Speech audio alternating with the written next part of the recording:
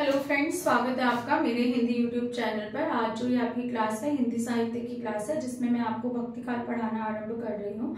और भक्ति काल की शुरुआत जो है हम हिंदी साहित्य के अंतर्गत आज भक्ति काल पढ़ेंगे। आपको पता ही होगा कि आचार्य रामचंद्र शुक्ल ने 900 वर्षों के इतिहास को लगभग 4 भागों में बांटा, जिसमें आदिकाल, भक्तिकाल, रीतिकाल और गद्य काल की संज्ञा उन्होंने दी है या आधुनिक काल की उन्होंने संज्ञा दी है। तो आज हम दूसरा काल पढ़ रहे हैं हिंदी साहित्य का, जिसका नाम है भक्ति काल। सबसे पहले बात करते हैं इसकी समय सीमा की। तो इसकी समय सीमा सर्वमान्य रूप से 1375 संवत से लेकर संवत 1700 तक है। इसके बाद वैसे इसके समय सीमा पर अलग अलग विद्वानों के बहुत सारे मतभेद हैं। सबसे पहले बात करते हैं मिश्र बंधुओं की। हाँ जी, पर वीडियो को एंड तक जरूर देखिए, मैं बोलना भूल गई। मिश्र बंधुओं की, मिश्र बंधुओं ने जैसे इसका नाम भी सबसे अलग रखा, तो भक्ति काल का नाम इन्होंने पूर्व माध्यमिक काल और जो है प्रौढ़ माध्यमिक काल, 2 खंडों में इसे बांटा है इन्होंने। सभी जो कालों को है 2-2 खंडों में अधिकतर बांटा है। प्रौढ़ माध्यमिक काल, इसकी समय सीमा इन्होंने संवत 1444 से लेकर 1560 तक बताई है और इसकी 1561 से लेकर संवत 1561 से लेकर 1680 तक बताई है। इसके बाद डॉक्टर रामकुमार वर्मा ने यही समय सीमा बताई है जो जो आचार्य रामचंद्र शुक्ल की है। क्या है वो समय सीमा? संवत 1375 से 1700 तक। ठीक, इसके बाद डॉक्टर नगेंद्र हैं, जिन्होंने इसकी समय सीमा संवत 1350 से लेकर 1650 ईस्वी मानी है।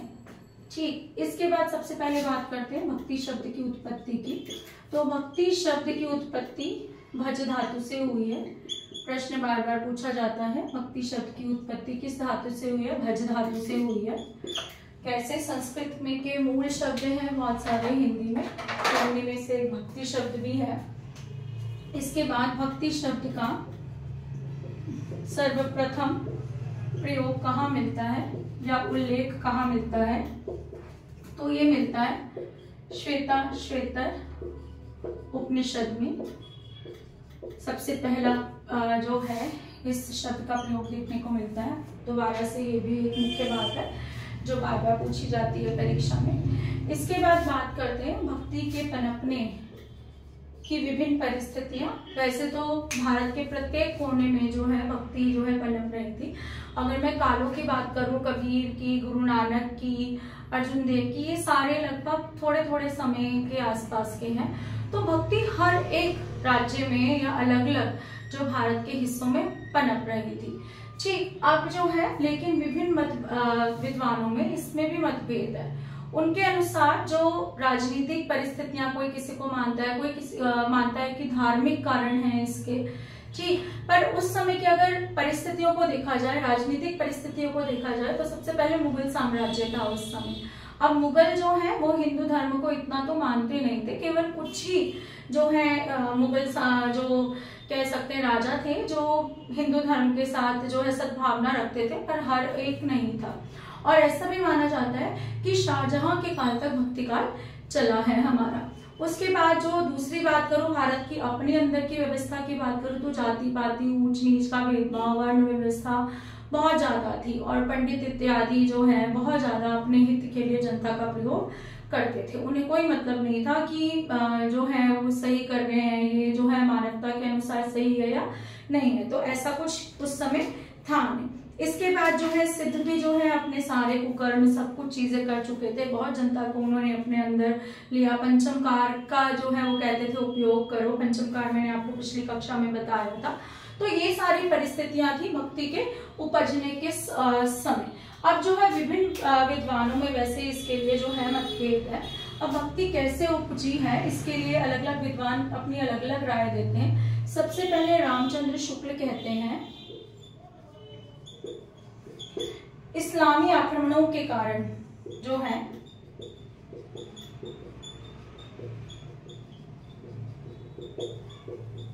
भारत में जो है जनता का रुख जो है किसकी तरफ हो गया, भक्ति की तरफ हो गया। इसके लिए वो जो है एक कथन भी देते हैं, देश में मुसलमानों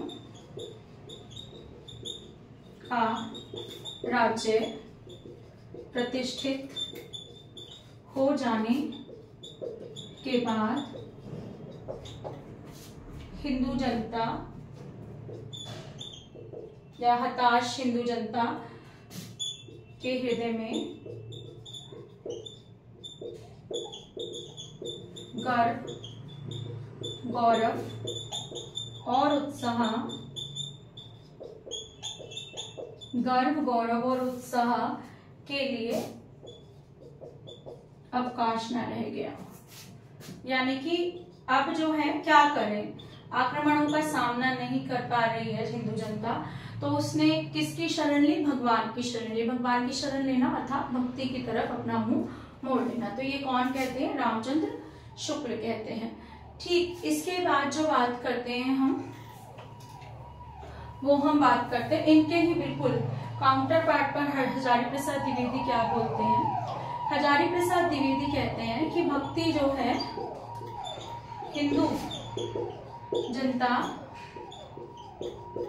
के चिंतन का स्वाभाविक विकास है। वो किसी भी आक्रमण को जो है इसके लिए उत्तरदायी नहीं मानते। वो कहते हैं हिंदू जनता को भक्ति करनी थी, उसके मन में ये स्वभाव उत्पन्न हुआ तो उसने की, और इसका प्रभाव जो है वो दक्षिण भारत का आया हुआ मानते हैं। उनका क्या कथन है कि मैं जोर देकर कहना चाहता हूँ, लेकिन मैं जोर देकर कहना चाहता हूँ कि अगर इस्लाम ना भी आया होता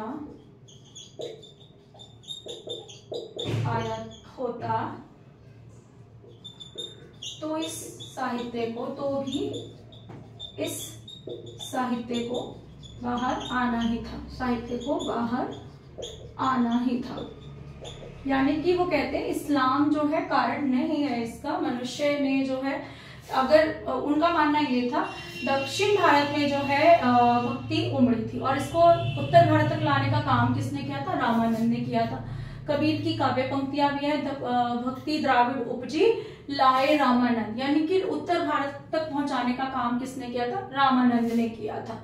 ठीक, तो वो कहते हैं कि अगर ऐसा है कि उत्तर भारत में आक्रमण हो रहे हैं तो सबसे पहले तो जो है भक्ति को उत्तर भारत में उत्पन्न होना चाहिए था, तो वो दक्षिण भारत में क्यों उत्पन्न हुई पहले, वहां तो कोई आक्रमण नहीं था इस्लामी। तो उनका मत भी अपनी तरफ से सही है। इसके बाद ये दोनों ही जो है इम्पॉर्टेंट है, बार बार पूछे जाते हैं। इसके बाद जो है जॉर्ज गियर्सन क्या कहते हैं, जॉर्ज गियर्सन कहते हैं कि भक्ति जो है वो ईसाइयत की देन है, ईसाई धर्म की देन है। ईसाई धर्म उस समय अपना प्रचार प्रसार बहुत जोर शोर से कर रहा था, लोगों को जो है भक्ति की तरफ ले जा रहा था। तो इनका कथन तो बिल्कुल गलत ही है, ऐसा तो है नहीं। इसके बाद बात करते हैं हम, ये हमने आपको मैंने बता दिया भक्ति काल की समय सीमा, भक्ति शब्द का प्रयोग, धातु बता दी और विभिन्न जो है विद्वानों के मत बता दी कि भक्ति आखिर उत्पन्न कैसे हुई। लेकिन भक्ति, ये तो इनके अपने अपने मत हुए। भक्ति जो है वैसे दक्षिण भारत में उत्पन्न हुई, ये सबने सच माना है कि हाँ सबसे पहले भक्ति जो है दक्षिण भारत में ही उत्पन्न हुई है। अब इसके बाद जो है नामदेव और एकनाथ, ये दक्षिण भारत के संत थे जिन्होंने अपने काव्य में जो है वर्ण व्यवस्था का जो है विरोध करना आरंभ कर दिया था। यानी कि वो उस समय के हो रही जितनी भी सांप्रदायिकता थी उसको नष्ट करना चाहते थे। तो इनके बारे में भी जो है भक्ति काल में बात की जाती है। नामदेव को विठोबा का भक्त कहा जाता है, और जो है ये इम्पोर्टेंट है, नामदेव को विठोबा का भक्त कहना। ठीक, अब जो है इनके लिए क्या कथन है कि ये पहले तो यह सगुण उपासक थे। अब सगुण उपासक क्या होता है? जो ईश्वर के रूप को स्वीकार करता है। बाद में ये निर्गुण उपासक हो गए, यानी कि जो ईश्वर के स्वरूप को स्वीकार ना करे। तो इनकी रचनाएं जो है निर्गुण और सगुण दोनों भक्ति धारा में काम आती हैं। ठीक, अब बात करते हैं भक्ति काल की। भक्ति काल को रामचंद्र शुक्ल ने दो भागों में बांटा है। एक तो सगुण भक्ति धारा और दूसरी निर्गुण भक्ति धारा।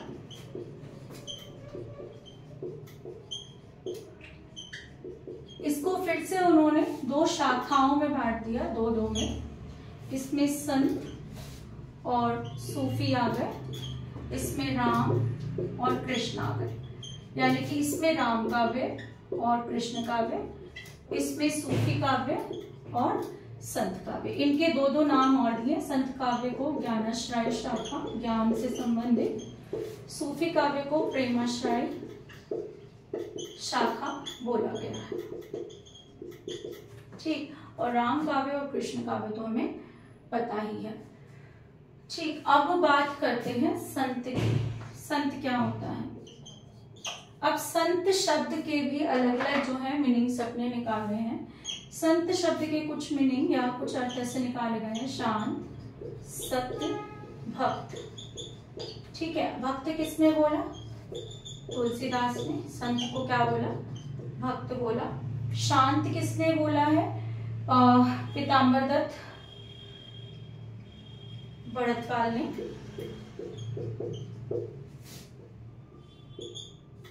इनका नाम बार बार आ रहा है, आप याद रखेंगे। मैंने पिछले कल भी बताया था, गौरखवाणी का जो है इन्होंने संपादन किया। इसके बाद जो है परशुराम चतुर्वेदी ने सत्य शब्द से, सत्य जैसे हम बोलते हैं, परशुराम चतुर्वेदी ने सत्य शब्द से इसकी संज्ञा ली है। और एक और है सज्जन। ठीक है, सज्जन शब्द से भी इसका अर्थ लिया जाता है। क्या बोला जाता है? सज्जन। तो ये हमारे संत शब्द के अर्थ है, शांत, सत्य, भक्त और सज्जन। अब बात करते हैं, सॉरी ये मैंने उल्टा लिख दिया है यहाँ पर सॉरी, बिल्कुल निर्गुण है यहाँ पर और यहाँ पर सगुण है। ठीक है, जल्दी जल्दी में जो है सगुण है। ठीक, निर्गुण की दो है। दोबारा इसको रिवाइज कर लेते हैं ताकि जो है गलती को कवर कर लिया जाए। जल्दी में लिखते हुए होगा। भक्ति काल को जो है रामचंद्र शुक्ल ने दो शाखाओं में बांटा। निर्गुण भक्ति धारा और जो है सगुण भक्ति धारा। ठीक है, निर्गुण भक्ति को संत काव्य और सूफी काव्य में बांटा। सगुण भक्ति को राम काव्य और कृष्ण काव्य में बांटा। संत काव्य को ज्ञानाश्रय शाखा भी बोला गया और सूफी को प्रेमाश्रय शाखा भी बोला गया। उसके बाद जब मैं संत काव्य आपको पढ़ाना शुरू करूं तो संत की जो परिभाषा जो है अलग अलग विद्वानों ने जो है अपने जो है अर्थ निकाले। जैसे पीताम्बर दत्त भड़कपाल इसको शांत शब्द समझते हैं। परशुराम चतुर्वेदी सत्य शब्द से इसकी संज्ञा लगाते हैं। तुलसीदास क्या कहते हैं? भक्त ही संत है। और कई लोग जो है सज्जन शब्द से भी इसकी संज्ञा मानते हैं। अब आ जाते हैं, क्योंकि ये सारी धाराएं हमें पढ़नी है, तो सबसे पहले मैं संत काव्य धारा ही आरंभ कर रही हूँ।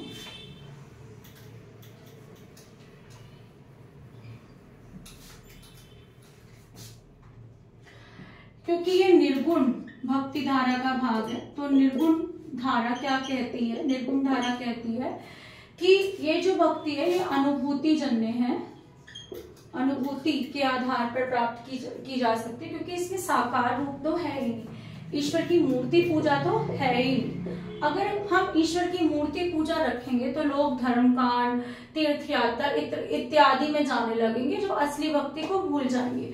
तो इनके अनुसार ये जो निर्गुण भक्ति है ये कैसी अनुभूति है, यानी कि अनुभूति मतलब अनुभव के आधार पर है। क्योंकि ये अनुभव के आधार पर है इसमें बहुत सारे रहस्य भी हैं, तो इसे क्या बोला जाता है, साधनात्मक रहस्य भी बोला जाता है और भावनात्मक रहस्य भी बोला जाता है। कैसा, साधनात्मक रहस्य और भावनात्मक रहस्य। जैसे हठ योग था नाथ साहित्य में, तो वो क्या था, साधनात्मक रहस्य। भावनात्मक रहस्य जैसे कबीर की कविताएं इत्यादि हमारे सामने प्रस्तुत होंगी। तो इस निर्गुण भक्ति धारा के संत काव्य में या निर्गुण धारा में क्या है, साधनात्मक रहस्यवाद भी है और भावनात्मक रहस्यवाद भी है, यानी कि भावना के आधार पर रहस्य को समझना। अब जब कोई निर्गुण भक्ति करेगा तो उससे जो है कहीं ना कहीं उसका ध्यान भटकेगा, उससे सही राह पर कौन लाएगा, ईश्वर तो है नहीं यहाँ पर। तो इसलिए यहाँ पर गुरु की महिमा को बताया कि गुरु जो है हमें क्या करता है, इस भक्ति का मार्ग हमारे लिए प्रशस्त करता है कि गुरु की महिमा इस भक्ति में बहुत ज्यादा है। तो गुरु को जो है बहुत अधिक माना जाता है यहाँ पर। ठीक, इसके बाद जो है ये जो काव्य धारा है ये शास्त्रीयता का विरोध करती है। शास्त्रीयता मतलब पंडित पंडिताऊ बनने का विरोध करती है कि पंडितों का काम क्या रह गया, लोगों को भटकाना रह गया। तो ये होना ही नहीं चाहती, ये पंडित बनना ही नहीं चाहती। तो इस काव्य धारा के अधिकतर कवि कैसे हैं, असाक्षर हैं, यानी कि अनपढ़ हैं, जिनमें साक्षरता नहीं है। ठीक है, असाक्षर हैं इस काव्य धारा के कवि, जिसमें कबीर देख लो आप, देखेंगे रैदास देखेंगे, निरक्षर कहें। ठीक है, अब जो है केवल एक संत कवि हैं यहाँ पर जो अत्यधिक पढ़े लिखे हैं, वो है सुंदरदास। तो ये बहुत इम्पोर्टेंट है यहाँ पर, ये निरक्षर हैं और इनमें मैं और नाम भी दूंगी अभी आपको पढ़ाते हुए। और ये सुंदरदास जो है ये क्या है, ये साक्षर है, केवल एक। तो प्रश्न आता है यहाँ पर कि जो है संतों में सबसे अधिक पढ़ा लिखा कौन है, तो वो कौन है, सुंदरदास है।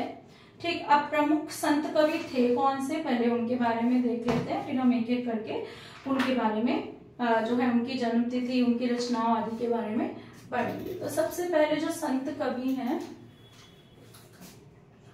वो है कबीर। कबीर तो इस संत काव्य धारा के प्रमुख कवि प्रणेता माने जाते हैं। कबीर हैं, गुरु नानक हैं, दादू दयाल हैं, लालदास हैं, सुंदरदास हैं, मलुकदास हैं। ये कौन से हैं हमारे, ये हमारे जो हैं संत काव्य धारा के कवि रैदास हैं। इसके बाद अर्जुन देव की भी कुछ रचनाएं हमें यहाँ पर मिलती हैं। आपने देखा होगा गुरुद्वारे इत्यादि में जाते हैं तो वहां पर किसी भी मूर्ति की पूजा नहीं होती है, तो वो जो क्या है निर्गुण उपासक ही हैं, सिख धर्म जो है। इसके बाद हरिदास निरंजनी, ये संतों में गिने जाते हैं, इन्होंने अपना जो है निरंजनी संप्रदाय भी चलाया था। ठीक, तो ये सारे हमारे संत कहे जाते हैं। इसमें एक दो नाम मैंने छोड़ दिए जो ज्यादा जरूरी नहीं है। ठीक, इसके बाद अब जब हम आरंभ करेंगे वो हम करेंगे कबीर के बारे में। कबीर को हम आज पढ़ेंगे। सबसे पहले जब हम कबीर की बात करते हैं, अच्छा एक चीज पीछे रह गई है कि जॉर्ज गियर्सन ने भक्ति काल को क्या संज्ञा दी है, तो जॉर्ज गियर्सन ने भक्ति काल को स्वर्ण युग कहा है, साहित्य का स्वर्ण युग कहा है। ठीक है, जॉर्ज गियर्सन ने भक्ति काल को साहित्य का स्वर्ण युग कहा है, ये हमें याद करना है। इसके बाद जो है गियर्सन ने जो है इसे और क्या बोला है, गियर्सन ने इसे जो है धार्मिक पुनर्जागरण भी बोला है, धार्मिक पुनर्जागरण भी बोला है। ठीक, इसमें दो नाम हमें और याद रखने हैं जो मुझे याद आ रहा है कि मुझे आपको बताना था। इसमें हाँ, इसमें है रामविलास शर्मा और आचार्य हजारी प्रसाद द्विवेदी।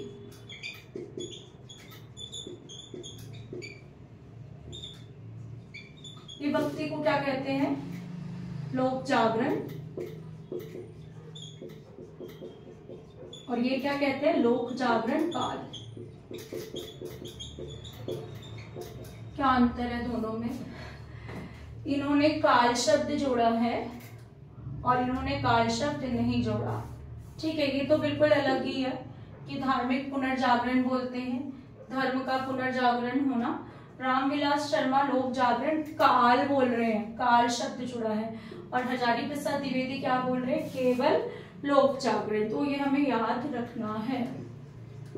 ठीक है, कि गियरसन ने एक तो भक्ति काल को स्वर्ण युग कहा, गियरसन ने और क्या कहा है? भक्ति काल को उन्होंने धार्मिक पुनर्जागरण बोला है। रामविलास शर्मा क्या बोलते हैं? लोक जागरण काल बोलते हैं। और हजारी प्रसाद द्विवेदी केवल लोक जागरण बोलते हैं। मैंने बीच में इसलिए कर दिया कहीं मैं भूल ना जाऊं, ये बताना है इसलिए। ठीक, इसके बाद आ जाते हैं कबीर पर।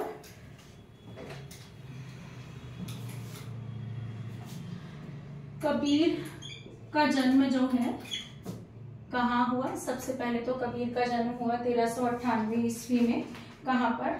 लहरतारा के आस पास 1398 ईस्वी में हुआ, लहरतारा के पास। इनकी माता जी जो है अविवाहित अवस्था में जो है पुत्र को जन्म दे दिया, तो इनको जो है वो कहीं छोड़ा है, जिसे नीरू और नीमा नामक एक दंपति ने उठाया और जो है इनका पालन पोषण किया। ठीक है, जुलाहा दंपति थी जो कपड़े इत्यादि का काम करते हैं, तो इनका लालन पालन किया। अब जो है इनके गुरु जो है रामानंद माने जाते हैं। रामानंद के 12 गुरुओं का वर्णन किया गया है, जो मैं आपको बाद में बताऊंगी। ठीक है, इनके गुरु माने जाते हैं रामानंद। इनके जो है दूसरी बात, मुसलमान जो है इनके गुरु कौन से मानते हैं? शेख तकी को मानते हैं। ये भी प्रश्न आता है कि मुसलमान जो है कबीर का गुरु किसे मानते हैं? तो शेख तकी को जो है वो कबीर का गुरु मानते हैं। ठीक है, अब कबीर क्या कहते हैं? कबीर एक तो धार्मिक आडंबरों का विरोध करते हैं। उन्हें जो है कोई भी ऐसी चीज, अगर आपने कबीर के दोहे इत्यादि पढ़े हों या पद पढ़े हैं तो आपको समझ आएगा। कबीर ने हमेशा ये कहा है कि धर्म इत्यादि में मूर्ति पूजा को तो वो बिल्कुल जो है क्या करते हैं? नकार देते हैं कि मूर्ति पूजा तो बिल्कुल नहीं करनी चाहिए। अब जो है कबीर निरक्षर थे, पढ़े लिखे नहीं थे, संत थे, तो जगह जगह जाते थे। जगह जगह जब जाते थे तो जहां भी गए वहां की भाषा बोलने लग जाते थे। ठीक है, अब इसके कारण इनकी भाषा में क्या बदलाव आया? मिले जुले शब्द आ गए, विभिन्न भाषाओं के मिले जुले शब्द आ गए। तो इनकी भाषा को क्या बोला गया है? इनकी भाषा को पंचमेल खिचड़ी बोला गया है, या खिचड़ी भाषा बोला गया है। इनकी भाषा को सदुकड़ी भाषा भी बोला गया है। और इन्हें वाणी का डिक्टेटर भी बोला गया। अब किस किस ने बोला वाणी का डिक्टेटर? डिक्टेटर। ठीक है, आधा का लगा लीजिए यहाँ पर, आधा का आएगा। तो पंचमेल खिचड़ी तो बोला है श्याम सुंदर दास ने। खिचड़ी कैसी होती है? थोड़ी काली सी, थोड़ी सुंदर, स्वाद भी लगती है, तो पंचमेल खिचड़ी बोला है श्याम सुंदर दास ने। सदुकड़ी बोला है रामचंद्र शुक्ल ने। और वाणी का डिक्टेटर इन्हें किसने कहा है? हजारी प्रसाद द्विवेदी ने इन्हें वाणी का डिक्टेटर कहा है। ठीक, इनकी भाषा कैसी थी? डांट फटकार वाली भाषा थी। कैसी थी? डांट फटकार वाली भाषा, अक्खड़पन वाली भाषा, यानी कि जो आम जनता की मनोवृत्ति को डांट फटकार से जो है ठीक करना चाहे। ठीक, अब इनकी जो हमें ग्रंथ मिलते हैं, वो इनकी जो रचनाएं मिलती हैं हमें 3 रूपों में मिलती हैं।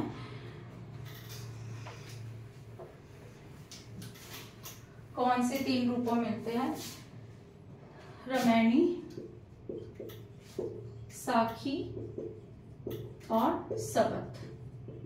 ये 3 तरह की इनकी रचनाएं जो है हमें मिलती हैं। 3 तरह का काव्य इन्होंने रचा है और इसका संपादन इनके गुरु जो है इनके जो शिष्य हैं धर्मदास ने किया है। ठीक, अब जो है रामायण रामायणी का संबंध किससे है? रामायण से। दोहा चौपाई शैली में लिखी गई है। दोहा जमा चौपाई को मिलाकर जो है जो रचनाएं इन्होंने की है वो क्या कहलाती है? रामायणी। शब्द क्या है? गेय पद है जिन्हें गाया जा सकता है। साखी का अर्थ क्या होता है? साक्षी है, जो अनुभव जनित है, जो इनका काव्य जो है, ठीक है, ये दोहे ही हैं वस्तुतः, जिन्होंने इनमें नीति परक बातें कही हैं, अपने अनुभव के आधार पर दोहों की रचना की है और दोहे जो है लोगों को सही जीने का तरीका बताते हैं।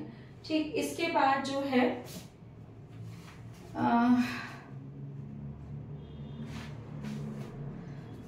कबीर में हमें क्या देखना है कि कबीर ने बहुत सारी ऐसे जैसे आत्मा या जो है इंसान में कपड़े बदलना, इस तरह के लिए भाई बहुत सारे प्रतीक दिए हैं अपनी भाषा में।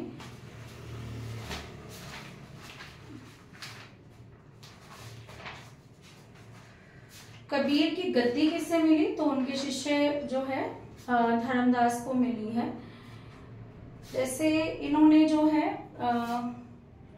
इनकी एक रचना जो है, ये तो हो गई इनकी रचनाएं। इसके बाद जो है कबीर ग्रंथावली हमें पढ़ना है, इसके बारे में प्रश्न आता है, कबीर ग्रंथावली। इसके बाद बीजक, ये तो हमें पता ही है, धर्मदास ने की है। इसके बाद कबीर रचनावली, ये तीन जो है हमें पढ़नी है। कबीर ग्रंथावली किसने संपादन किया है? तो श्याम सुंदर दास ने किया है। और श्याम सुंदर दास के बारे में अभी हमने क्या पढ़ा कि इन्होंने इनकी भाषा को क्या बोला है? पंचमेल खिचड़ी बोला है। ठीक है, बीजक इनके जो शिष्य थे उस समय के ही, उन्होंने इसको जो है इकट्ठा किया और बीजक की रचना की। कबीर रचनावली अयोध्या सिंह उपाध्याय हरिओध ने इसका संपादन किया, यानी कि कबीर की रचनाओं को ही विभिन्न छोटे छोटे ग्रंथों में बांटना अलग अलग जो है साहित्यकारों द्वारा। ये इसमें साहित्यकार नहीं है, बस मतलब कह सकते हैं कि ये इनके शिष्य परंपरा में आगे चल रहे थे। तो कबीर में लगभग यही है पढ़ने के लिए। क्या क्या है? हाँ, कबीर जो है सिकंदर लोधी के समकालीन थे। ये प्रश्न भी आता है कि कबीर किसके समकालीन थे? कबीर सिकंदर लोधी के समकालीन थे।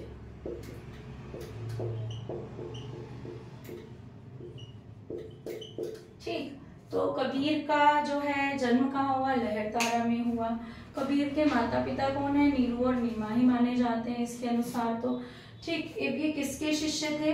रामानंद के हिंदुओं के अनुसार रामानंद थे इनके गुरु, और जो है मुसलमानों के अनुसार शेख तकी थे। इनकी रचना तीन रूपों में मिलती है, रामायणी, साखी और सबद। रामायणी है रामायण जिसमें दोहा चौपाई शैली का प्रयोग किया है। साखी जिसका अर्थ है साक्षी, जिसमें दोहे ही लिखे गए हैं। सबद जो है गए शब्द, इनके कुछ जो है सबद जो है वो गुरु ग्रंथ साहिब में भी संकलित है। अब कबीर ग्रंथावली भी मिलता है हमें, जिसका संपादन श्याम सुंदर दास ने किया, और श्याम सुंदर दास ने इनकी भाषा को पंचमेल खिचड़ी कहा है। बीजक का किसने किया? जो संकलन, यानी कि कबीर की जितनी भी रचनाएं थी उसको लिखित रूप किसने प्रदान किया? धर्मदास ने, जो इनके शिष्य थे।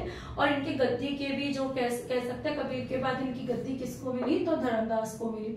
कबीर रचनावली की किसने बनाई है? कबीर रचनावली की रचना हरिओध ने की है। ठीक है, अब कबीर की पत्नी कौन थी? कबीर की पत्नी थी